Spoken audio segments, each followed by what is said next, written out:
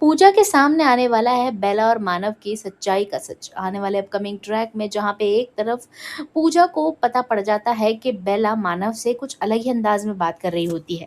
बेला और मानव का जो रिश्ता परिवार वालों के सामने उन दोनों ने बताया है, वो भाई बहन का रिश्ता बताया है। लेकिन जब बेला और मानव दोनों बेडरूम में बैठ के बात कर रहे होते हैं, तो दोनों पति पत्नी के रूप में बात कर रहे होते हैं।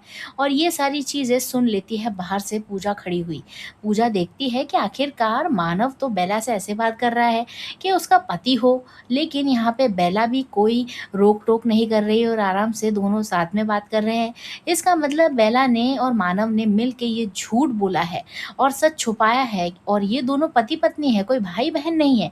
अब मुझे ये सच भी बाहर लाना होगा, और इसी सच को बाहर लाने के लिए पूजा चलने वाली है एक बहुत बड़ी चाल, और उस चाल को अंजाम देने के लिए पूजा करने वाली है मानव को किडनैप, और किडनैप करके रखने वाली है एक रूम में, जहाँ पे वो जाके उससे पूछेगी कि अगर तुमने मुझे पूरा सच नहीं बताया तो मैं बेला को तो करूँगी ही करूँगी एक्सपोज़, और उसको मार भी दूँगी।